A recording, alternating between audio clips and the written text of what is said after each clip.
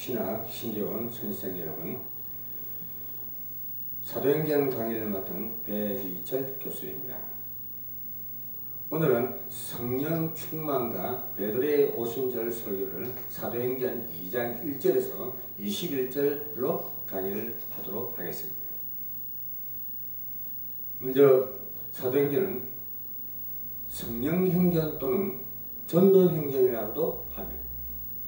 오늘 본문의 성령의 역사는 초대교회를 탄생시키고 확장시키는 원동력이 된 것입니다.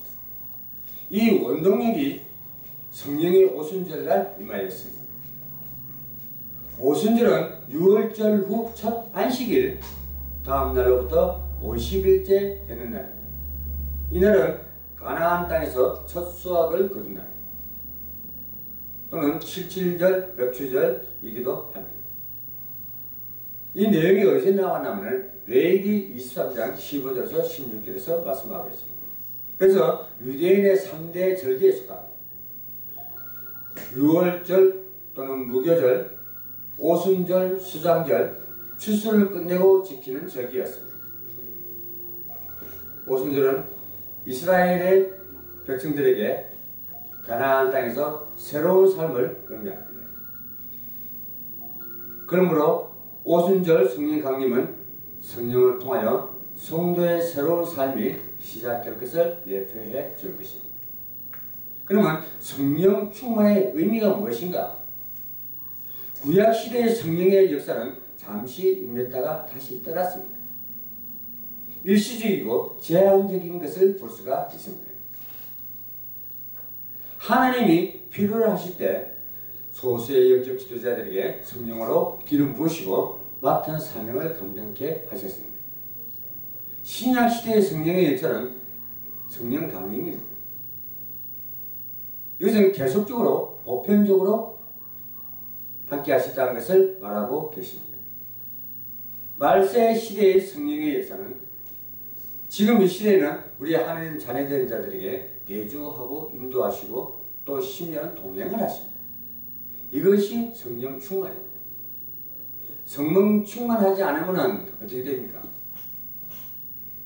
좀 속된 말로 얘기하면 무속인들이 귀신이 들랑달랑 하는 것과 똑같습니다. 그러니까 우리도 성령 충만하는 건 뭐냐? 지속되라는 얘기예요. 성령 하나님께서 나와 늘 임마누엘 하라는 뜻입니다. 그래서 말세시대의 성령 충만은 요엘서 2장 28절에 보면 그 후에 내가 내 영을 만민에게 부어주리니 너희 자녀들이 장래일을 말할 것이며 너희 늙은이들은 꿈을 꾸며 너희 젊은이는 이상을 볼 것이며 하였습니다.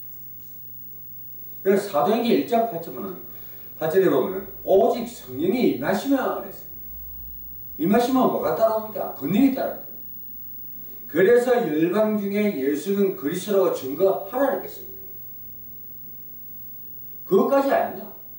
세상 끝날까지 너희와 함께 하리라고 하십니다. 사도행전 2장 1절에서도 성령 충만 받아라는 것입니다. 말세를 이기는 힘은 바로 능력입니다. 무슨 능력이냐? 사도행전 1장 8절입니다. 거기다가 큰 권능을 줬다면, 권세를 주셨다면 마태복음 28장 18절에서 20절 이걸 두 개만 붙잡고 있어도 오직이 나옵니다. 오직 권능이 나오게 되어 있습니다. 오직이라는 말은 무슨 말입니까? 다른 것이 없다는 얘기입니다. 그래서 오직 하나님, 오직 예수님, 오직 성령님 하고 하는 것이 그 외에 다른 것이 있을 수가 없기 때문입니다. 복음 전파의 원동력이 바로 사도행전 1장 8절입니다. 사도행전 13장 1절 4절에 보면 선교사를 파송할 때 성령이 이르시되라고 말씀하셨습니다. 사도행전 16장 9절에서 10절에 보면 바울에게 환상 중에 마게도니아의 응답을 주셨습니다. 그 이유가 무엇입니까? 저 사람들에게 복음을 전하라고 하십니다. 사도행전 16장 16절은 기도하는 곳에 가다가 귀신 들린 여정을 만나서 여기서 중요한 것은 기도하는 곳에 가다가입니다. 기도처를 찾아 가다가입니다. 그리고 우리가 성령 충만을 받으면 어떻게 되겠습니까? 무엇보다도 하나님의 능력이 나타납니다. 그래서 우리 하나님 자녀들은, 사명자 사역자들은 성령 충만을 받으라고 하는 거예요. 특히 전도자, 선교사는 물론 마찬가지입니다. 전도자와 선교사가 힘이 없으면, 이 힘이 없으면 어디 나가서 승리할 수가 없습니다. 사도행전 2장 2절 4절에 보면은 호련히는 갑자기 또는 뜻밖에라는 뜻으로 나타납니다. 바람은 청각이고 성령을 나타내는 상징입니다. 그래서 사무엘상, 열왕기상 19장 11절과 시편 104편 4절과 열왕기상 19장 11절에서 말씀하시기를 여호와께서 이르시되 너는 나가서 여호와 앞에 산에 서라 하시니 여호와께서 지나가시매 여호와 앞에 크고 강한 바람이 산을 가르고 바위를 부수나 바람 가운데 여호와께서 계시지 아니하며 바람 후에 지진이 있으나 지진 가운데도 여호와께서 계시지 아니하며 그랬습니다. 시편 104편 4절에서는 바람을 자기 사신으로 삼으시고 불꽃으로 자기 사역결을 삼으시며 했습니다. 바로 그 딸기나무가 애굽을 불사르겠다는 얘기입니다. 모세를 부른 호렘산에서 떨기는 거예요. 그만큼 하나님은 나타나신 것보다 역사를 이루십니다. 각 사람 위에 하나씩 임하였더니 이것은 시각입니다. 성령의 역사가 집단적으로 일어났고 개인적으로 일어났다는 말씀입니다. 마가복음 16장 15절에서 20절에 보면 또 15절을 한번 보겠습니다. 또 이르시되 너희는 온 천하에 다니며 만민에게 복음을 전파하라. 16장 16절에서는 믿고 세례를 받는 사람은 구원을 얻을 것이요 믿지 않는 사람은 정죄를 받으리라. 17절에서는 믿는 자들에게 이런 표적이 따르리니 곧 이들이 내 이름으로 귀신을 쫓아내며 새 방언을 말하며 16장 20절에 한번 보겠습니다. 제자들이 나가 두루 전파할세 주께서 함께 역사하사 그 따르는 표적으로 말씀을 확실히 정언하니라. 이 정도 우리가 힘을 받기 때문에 전도의 문이 열리겠습니까? 안 열리겠습니까? 이 정도 하나님의 신분과 권세를 누린다면 전도의 문은 열리게 되어 있습니다. 그리고 성령 하나님께서 인도하시고 동행하는 삶을 삽니다. 바울을 보십시오. 하나님의 인도와 동행을 가장 많이 누린 사람입니다. 신약에서. 바울 사도와 같은 그런 근성 있는 전도자, 선교사가 나와야 돼. 그런 사도가 있어야만이 세상 문화권이 바뀝니다. 유대인들이 절기에는 이스라엘의 남자뿐만 아니라 유대교로 개종한 이방인들과 각국에 흩어진 유대인까지 예루살렘 성령으로 순례하는 간섭이 있었던 것을 신명기 16장 16절에서 말씀하고 있습니다. 그럼 신명기 16장 16절을 한번 보겠습니다. 너희 가운데 모든 남자는 1년에 3번 곧 무교절과 칠절절과 초막절에 너 하나님 여호와께 택하신 곳에서 여호와를 배웁되 빈손으로 여호와를 배웁지 말고 했습니다. 새로운 지혜와 눈이 열려야 됩니다. 이 흑암의 세상을 살아야 한다면 눈까지 어두워야 되겠습니다. 우리는 세상을 보는 눈과 불신자를 보는 눈이 떼어지고 세상 문화권을 볼 수 있는 눈들이 떼어져야 됩니다. 그것이 안 떨어지면 우리가 뭘 보겠습니까? 소경은 소경이 아니라 볼 것을 보지 못하는 것도 소경입니다. 진리의 말씀을 못 듣는 것도 기머거립니다. 그 듣고도 말 못하는 게 번거리입니다. 이게 오늘날 세상 사람들이 갖고 있는 영적입니다. 그래서 성령 충만하면 성경을 보게 되어 있고 성경을 보면 성령 충만함이 임하는 것을 볼 수가 있습니다. 성령 충만과 성령 세례 이것이 본문의 그 1절 1장 5절에서 성령 세례는 자신의 죄를 회개하고 예수를 구주로 영접하는 순간에 일어나는 단회적인 사건이면서 하나님의 심정권으로 거의 들어가는 단계입니다. 성령 세례. 우리가 세례받은 사람하고 성령 세례받은 사람하고는 천지 차이입니다. 이 사람은 그냥 예수를 믿겠다는 믿음의 확신 정도 들어가는 단계고, 성령 세례를 받게 되면 하나님이 심정권, 그 마음속에 들어가는 단계입니다. 그러니 그 사역이나 능력이나 모든 것이 천지 차이다. 성령 충만한 구원 얻은 성도가 내주하시는 성령의 인도를 받아 사는 것을 말합니다.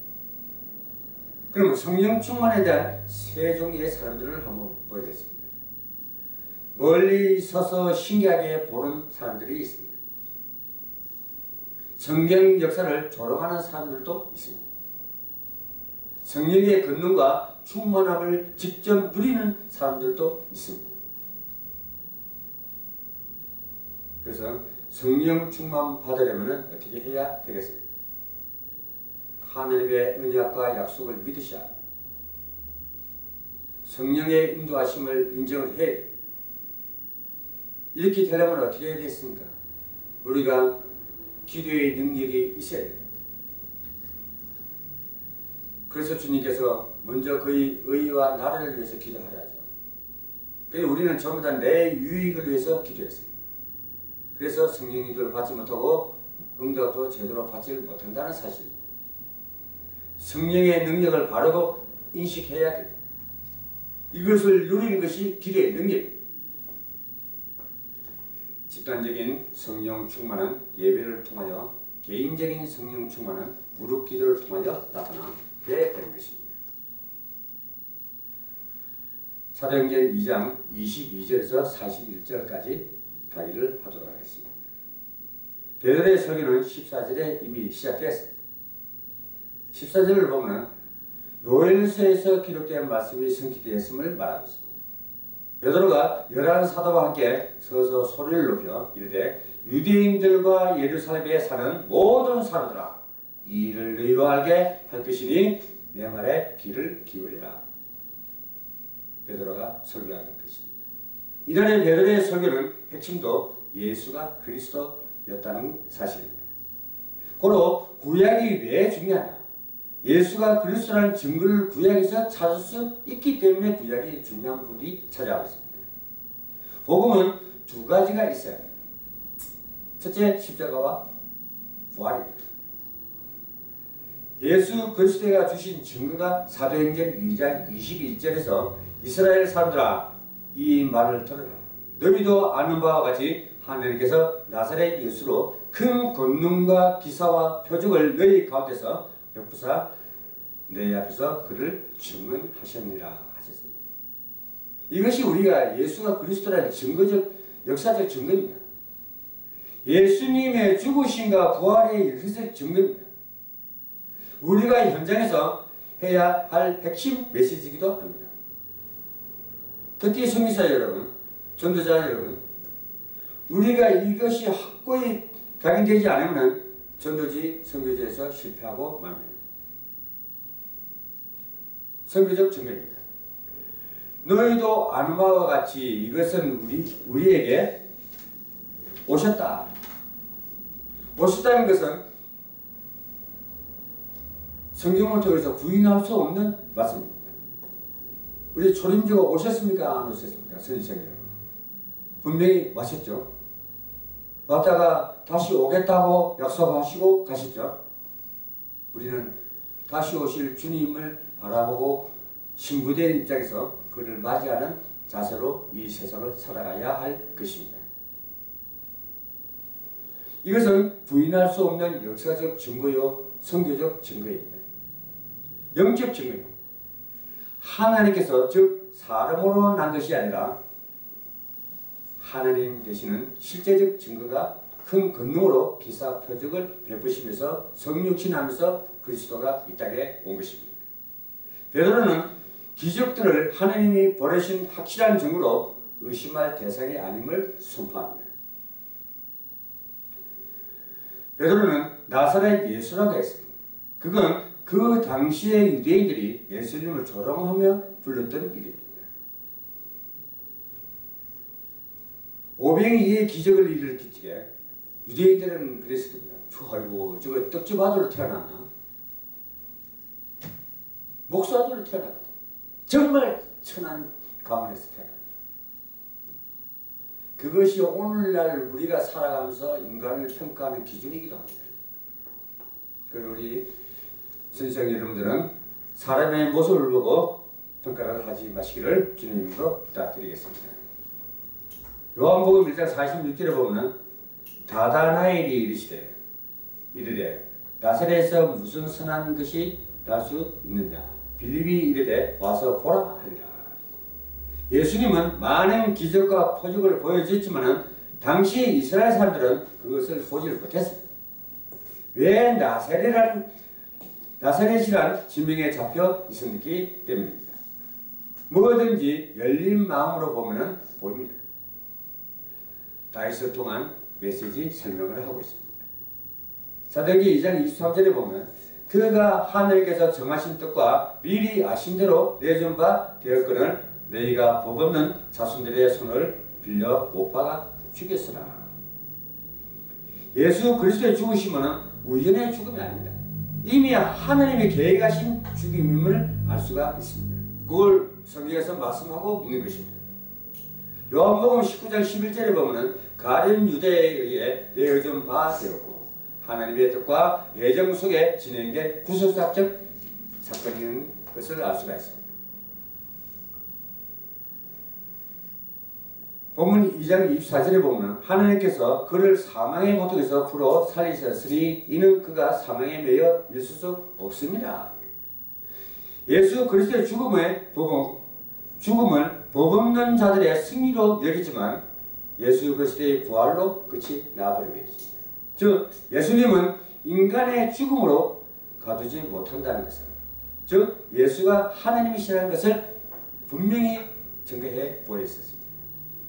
그래서 그 간악한 유대인들도 종교 지도자들도 이 부분에 대해서는 두말할 나이가, 심지어 봉사 눈 하나 뜨게 하는 것도 결국은 풀어주는데 주님이 부활했다는 사실에 대해서는 이제 더 이상 언급할 수가 없을 정도로 증거를 보이신 것입니다. 본문 25절에서 28절은 시편 16편 8절 11절을 인용한 말입니다. 다윗이 그를 가리켜 이르되 내가 항상 내 앞에 계신 주를 배웠으며 나로 요동치 않게 하여 그가 내 우편에 계시도다. 그래서 많은 증거 기절이 있는데 오늘은 한 절만 해서 여러분에게 인식을 시켰습니다. 다윗은 왜 기뻐했는가? 비록 예수께서 모든 자들의 손에 죽임을 당하여도 이것 자체가 하나님의 예정하신 것이고 결국 부활하실 것이기 때문에 기뻐하고 즐거워한 것입니다.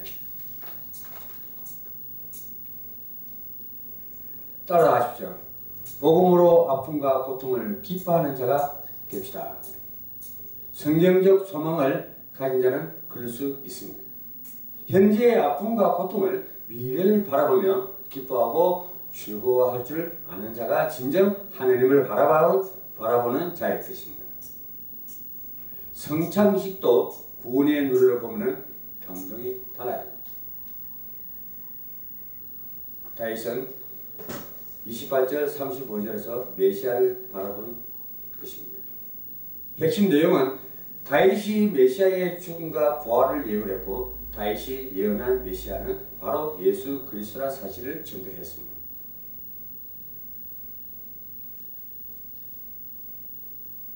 35절에 내가 너 원수로 발등상이 되게 하기까지는 너는 내 우편에 앉아 있으리라 하셨습니다. 발등상은 왕이나 귀족들이 의자에 앉을 때 발을 올려놓던 도구를 말합니다. 즉 예수께서 사단을 물리시겠다는 뜻입니다. 사단의 머리 것을 이렇게 태워버렸죠. 그 승리하신 예수 그리스도가 있기 때문에 우리가 성전관을 부를 수가 있고 성전부를 주님께 띄울 수가 있는 것입니다.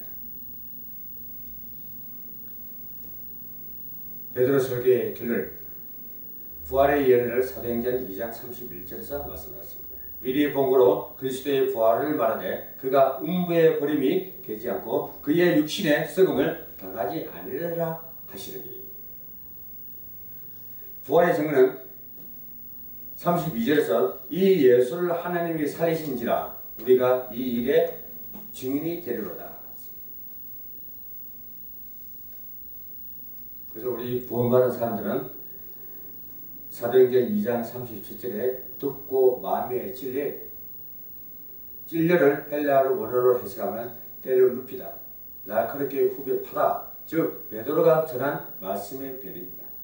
역동적으로 전했는지 알 수가 있습니다. 2장 14절에 보면 베드로가 11 사도와 함께 서서 소리를 높여 이르되 유대인들의 예루살렘에 사는 모든 사람들아, 이 일을 너희로 알게 할 것이니 내 말에 귀를 기울여라. 베드로가 소리를 울려 외쳤고 귀를 기울이라 합니다. 전하는 자는 복음을 외치고 듣는 자는 귀를 기울여야 역사가 일어난다는 사실입니다. 그리고 회개학과 예수 그리스도를 영접하라고, 또 세례를 받으라고, 또 성령 충만 받으라고 말씀하십니다. 베드로가 이르되 너희가 회개하여 각각 예수 그리스도의 이름으로 세례를 받고 제사함을 받으라. 그리하면 성령의 선물을 받으라. 회개는 예수 그리스도를 믿는 것입니다. 영접은 예수 그리스도를 받아들이는 것입니다. 세례는 눈으로 확인하는 의식입니다. 그리스도임을 대내적으로 밝히는 것입니다. 성령은 믿는 자에게 주는 것입니다. 제자의 수가 3,000이나 되었습니다. 41절에 이 말을 받은 사람들은 세례를 받으며 이날의 신도 수가 3,000이나 되었더라. 따라서 우리는 구원의 역사는 파도를 따라 일어나게 되어 있습니다. 베드로는 분명한 설교의 대상자가 있었습니다. 22절에 이스라엘 백성들이었습니다. 그래서 이스라엘 백성들아 그랬습니다. 이 말은 뭐냐? 너희들이 선민 사상을 가지고 성경 밖에 있는 사람이 왜 관심을 안 가느냐? 너희들만 구원받은 것이 아니다. 하나님의 관심은 저 민문 밖에 구구라는 사람들이 되어 있다. 근데 선민 사상가들은 거기에는 관심이 없다. 베드로는 분명한 설교의 대상을 이스라엘 백성들로 삼았습니다. 베드로는 또 구약을 인용하여 설교했습니다. 25절 이하에 보면 다윗이 그를 가르쳐 이르되 내가 항상 너 앞에 계신 줄을 배웠으며 나로 요동치 않게 하기 위하여 그가 내 우편에 계시도다. 성경을 알아야 제대로 된 복음을 전할 수 있다는 것을 명심하시길 바랍니다. 베드로는 예수 그리스도의 복음을 전했는데 37절 이하에 보면 그들이 이 말을 듣고 마음에 찔려 베드로와 다른 사도에게 물어 이르되 형제들아 우리가 어찌할꼬 하거든. 이것이 우리가 가진 복음이라야 될 것입니다. 그래서 사도행전 2장을 마쳤습니다. 사도행전 2장의 키포인트입니다. 첫째, 오순절을 사도행전 2장 1절에서 47절에서 말했습니다. 오순절에 있었던 일은 1절에서 13절까지입니다. 또 베드로의 설교가 14절에서 36절까지입니다. 성령 강림은 요엘이 예언했던 것이며 민족의 희망입니다. 예수님의 죽음과 부활을 다윗에게 예언한 것입니다. 그것이 2장 22절, 32절까지 말씀하고 있습니다.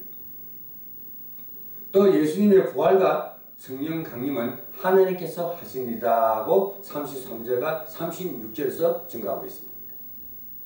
결과입니다. 3,000명의 구원파 성도들이 변화된 삶을 37절과 47절에서 말씀하고 있습니다. 가르침, 교제, 기도, 제사를 함께 나누어 썼다고 하고 모임과 찬송을 했습니다. 외부 사람들과 칭찬과 교회의 성장에 대해서 말씀하고 있습니다. 그리고 사도행전의 교훈입니다. 함께 모여 기도하고 찬송 중에 성령이 임하시는 것을 체험해야 될 것이 바로 2장 1절입니다. 복음을 위해 성령이 임했다는 것을 4절에서 말씀하고 있습니다. 성령이 임하면 꿈과 소망을 갖게 된다는 것을 17절에서 말씀하고 있습니다. 성령을 받으면 변화된 삶을 산다는 것을 43절과 47절까지 말씀하고 있습니다. 성령 충만을 받으려면 그 목적하는 바를 간절히 소원하라.